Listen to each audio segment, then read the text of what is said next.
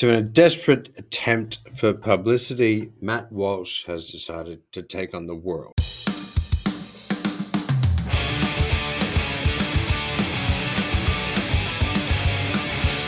So his first takedown was, if you don't, okay, let's start from the beginning. Matt Walsh is a guy who would have been better off being a child of the 1950s. He believes that marriage is a union between a man and a woman with the intention to have a child or more than one child. He believes he's a Republican through and through. He's like, Matt Walsh is like a bearded Ben Shapiro with a sense of humor, or Charlie Kirk with a degree. He's a right wing fanatical who is intent on taking on anybody he sees as not being as right wing or fanatical as he is. Joe Rogan and Matt Walsh seem to get along so well on the Joe Rogan show because Matt Walsh's views on marriage and civil unions and men and women needing to have children is pretty extreme. 1955, man. Matt Walsh is a guy from 1955. Now, so he's recently decided to take on Meghan Markle and Bill Burr. So let's look at the first one. Meghan Markle had a Netflix deal. She had a cooking show. It failed. They canceled it. It was diabolical, and they rightly canceled it. But Walsh has decided that this is an opportunity to target Meghan Markle for being a narcissist and a failed influencer.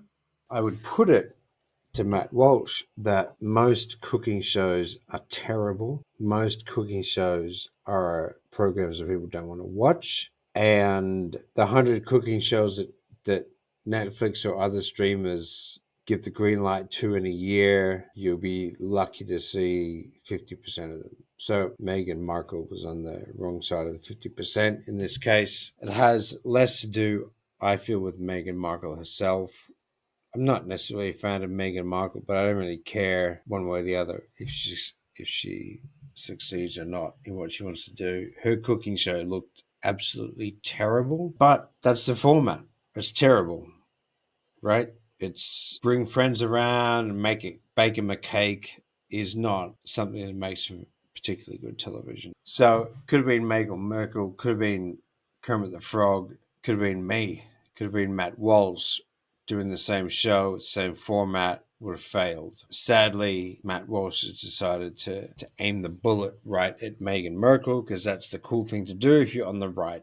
Now, and I would appreciate the idea that the left needs better role models, especially better male role models. But what the right doesn't need is 1955 style lunatics like Matt Walsh blaming Meghan Markle for the failure of the Markle cook-off kitchen show that failed rather than blaming the format itself. He also decided to take aim at Bill Burr, a comedian that I love a lot, for essentially getting married and becoming more left-leaning. Bill Burr has always been left-leaning. Matt Walsh has got this completely wrong. And like I said, Matt Walsh is a guy with a sense of humor. He's the Ben Shapiro with humor. He's educated. He's quite amusing. He's quite entertaining to watch. But he's a right wing mouthpiece.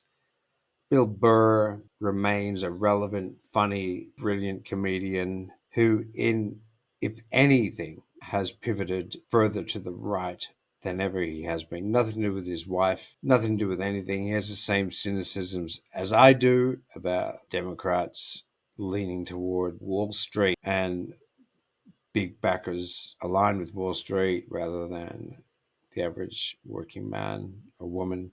Bill Burr continues to me to be, I don't think his comedy's changed all that much. He's been railing against the machine for his entire career, and that's what he continues to do. Matt Walsh has got this completely wrong. Matt Walsh is a bigot from the 1950s and probably needs to go back there.